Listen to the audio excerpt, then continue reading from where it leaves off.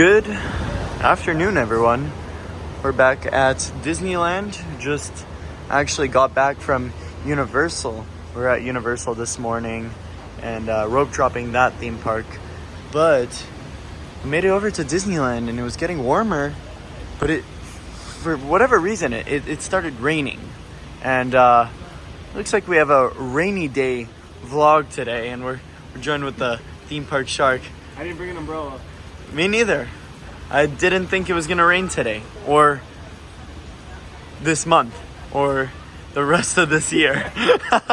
But this is interesting. So I guess let's get rolling into today's update at Disneyland.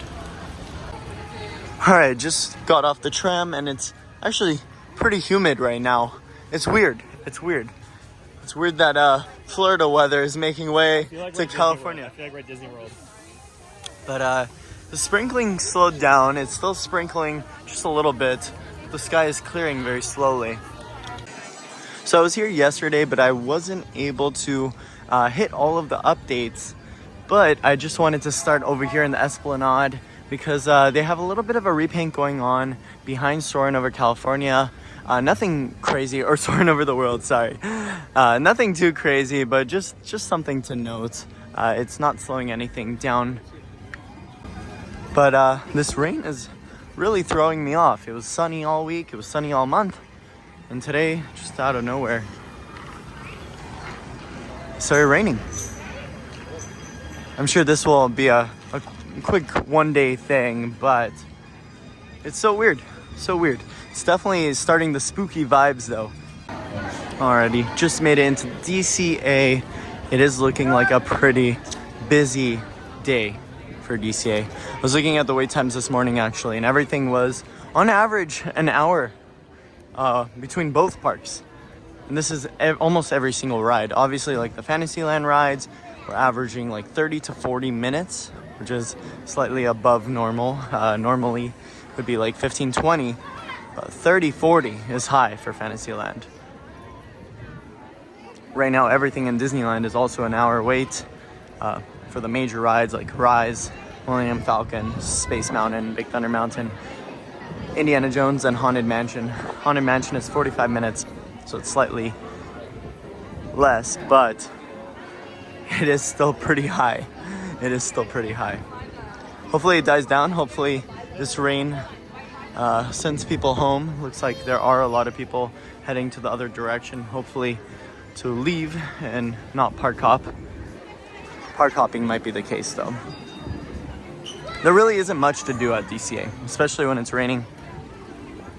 I want to head to this left side, head into Hollywoodland, talk a little bit about Rogers the Musical, because Rogers the Musical will be ending all of its showings August 31st, which is strange. It just started not too long ago. It opened at the end of June, and it's only getting a 2-month run. And that's so strange. That's so strange.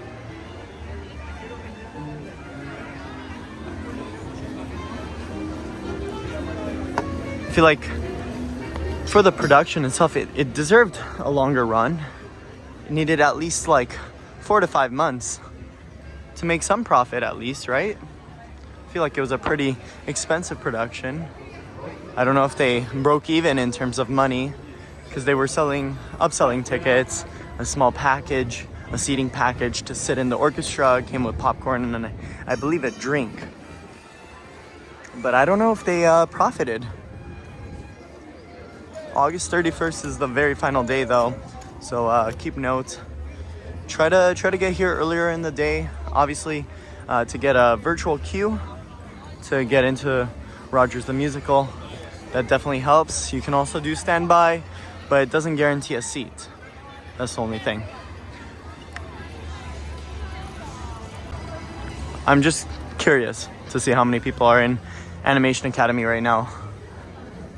I love taking the entrance from off the page, just because I feel like it's a little unique entrance into Animation Academy. You're just greeted with all these pieces of paper,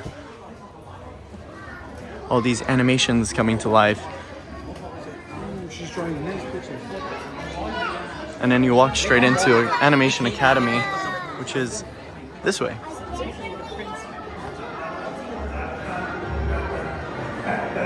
It's kind of like going backwards into the story.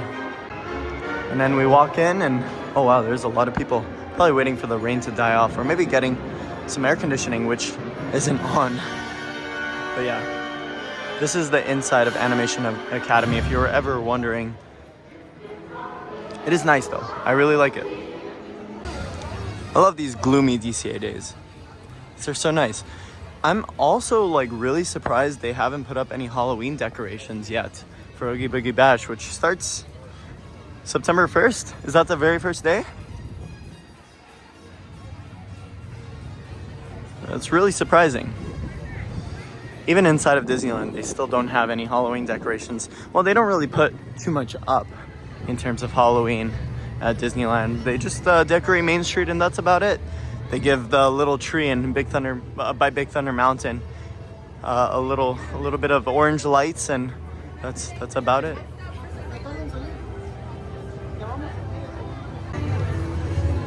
Beautiful view of Guardians with just a few clouds behind it. I believe it's a 75-minute wait though right now. I wouldn't be able to get on it immediately. Maybe I'll come back later tonight to get a quick ride on Guardians.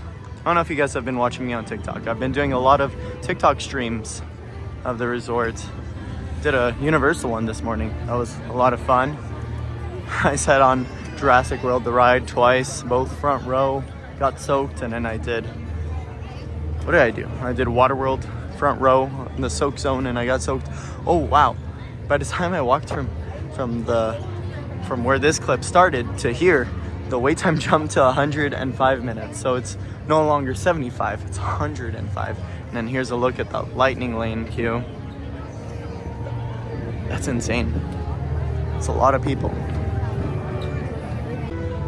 It appears that they're still doing that Nick Fury espionage recruitment show. I don't want to call it a show. It's like a little show. I don't want to consider it a full-time show though. But they still have the stage for that here. I guess they're still doing it. The show stage is a little wet, so I don't know if they're doing it. It looks like Black Panther's out right now, which is nice. Disney usually does a good job transitioning you into different lands, and I really like this transition here, going from Avengers Campus into Cars Land, and it's almost seamless. It's almost seamless. It's kind of rusty here, and then it slowly transitions into Cars Land, Radiator Springs.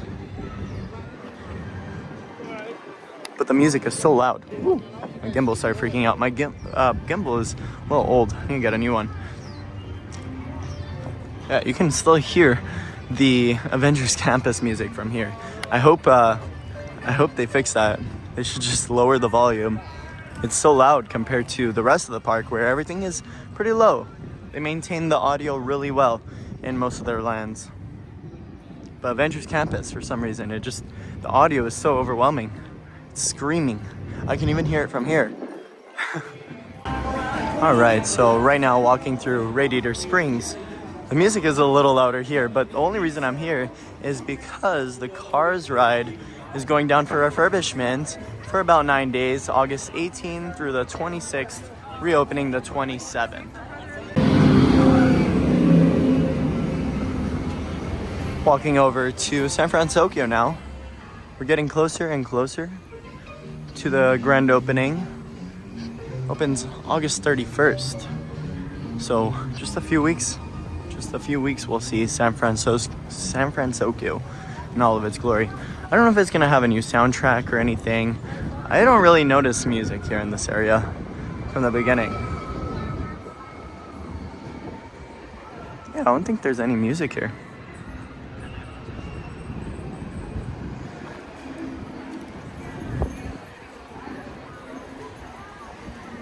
Yeah, there's nothing. They don't have audio or music or anything. I hear like a low banjo. I don't know. But I'm sure they'll add some speakers and stuff in here when San Fransokyo opens, playing some Big Hero 6 music. They already changed up all the theming around. You guys could see they have a lot of characters. They essentially gave this entire place a repaint. It's looking nice. I want to head to the bridge now. Take a look at how that's looking. Came a week ago, and just from this point it doesn't look like there are many changes on the bridge. I mean, all they really have to do is add that San Fransokyo sign and then just paint it. It's interesting. I don't know what's taking them so long, but they have to open it soon, right? Yeah, it's looking nice. This definitely gives me some San Francisco. Oh my gosh, San Francisco. I'm mixing up my words. But yeah, this is definitely giving me San Francisco vibes. You can actually see something that looks like this in San Francisco. I went recently. Oh wow, look, in the Ghirardelli, the earthquake thing is happening. I'm surprised they still have that. Look at that. How cool is that? So they're moving around, and but they did add some San Fransokyo theming in here. You could see the little bridge over there in the back. Let's see, do they have anything? Oh yeah, they added some characters here. And some lanterns over here. Oh look, yeah, look at the posters over there. It says San Fransokyo. That's awesome.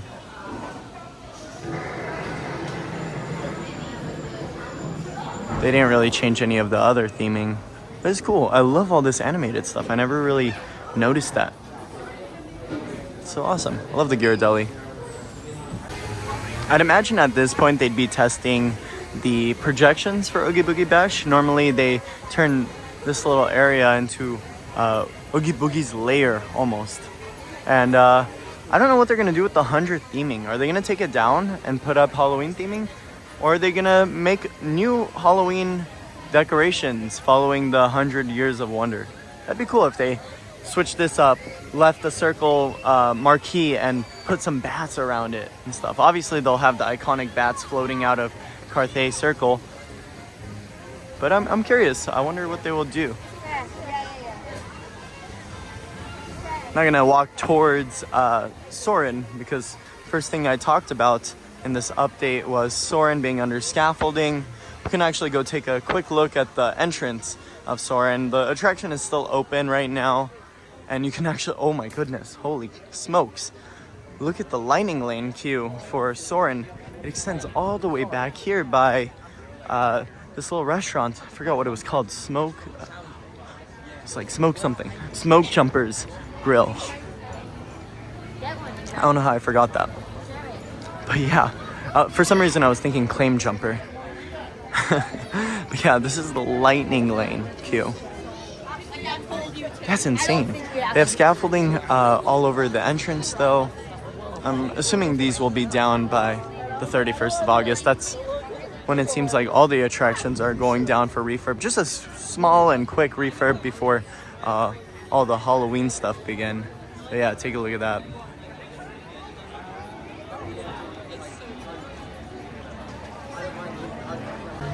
I'm gonna walk through this area and see if they have any of the Halloween stuff set up. This is usually where they go a little harder on Halloween. They add more decorations, they add more lights. Not seeing anything so far. They're also really good at hiding lights and stuff, so maybe I'm just getting unlucky here. We'll go take a closer look.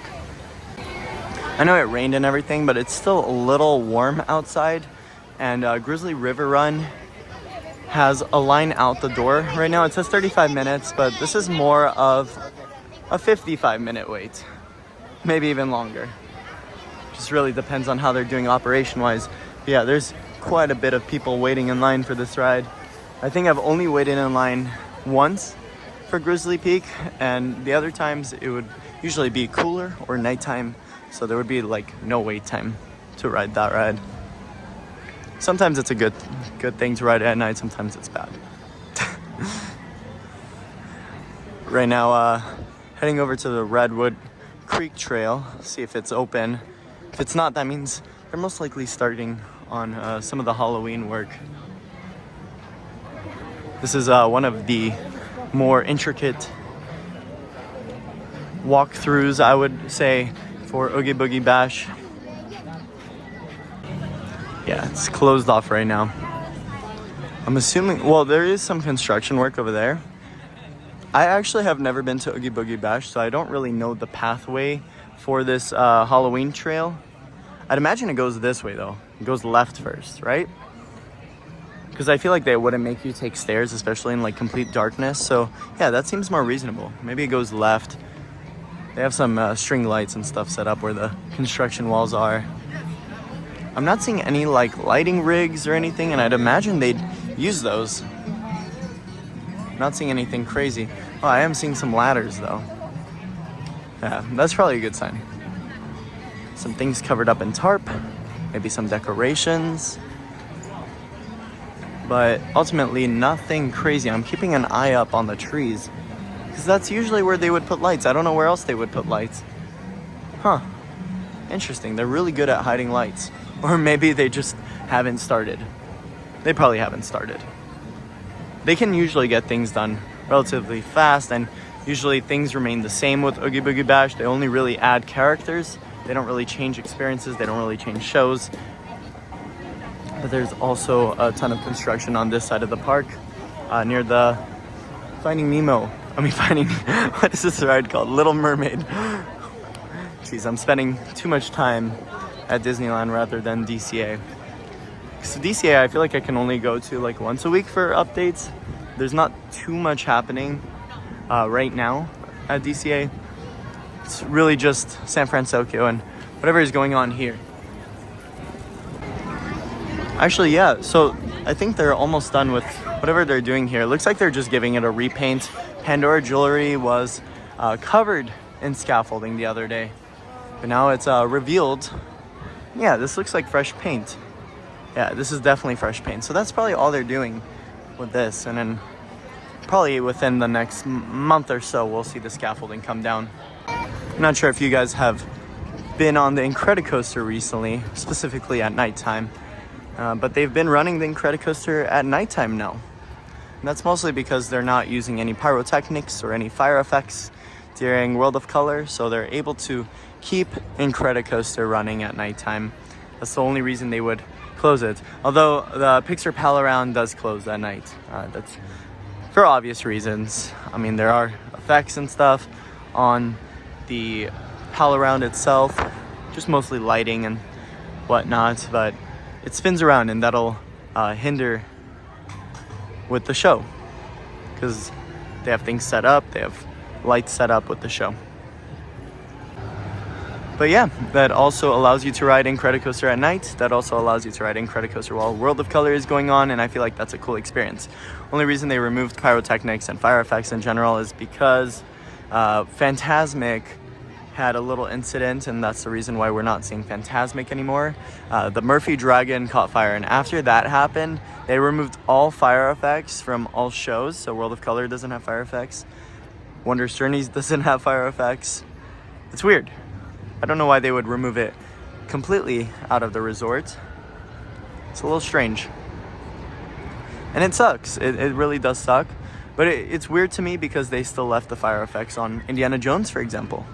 Or are they able to run it on a ride where it's constant fire all day, all night, but during a show where it's a little more handled because there's always people on standby, they remove it?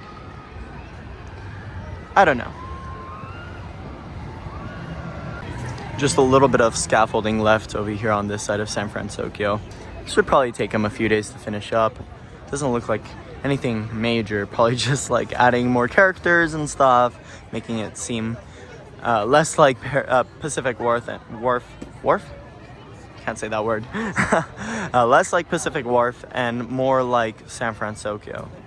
Oh, and speaking of which, look at that. There's some theming elements down here on the bridge. That's funny. Just left in plain sight. I feel like if DCA really wanted to, they could throw a really cool Halloween event, have haunted houses and stuff, even compete with Universal's counterpart. Highly doubt it's ever gonna happen, but it'd be cool. It'd be cool. But that will ultimately wrap up our update here at Disney California Adventure. I hope you guys enjoyed. I'm JP, and how they say in the movies, that's a wrap. I'll see you guys in the next one.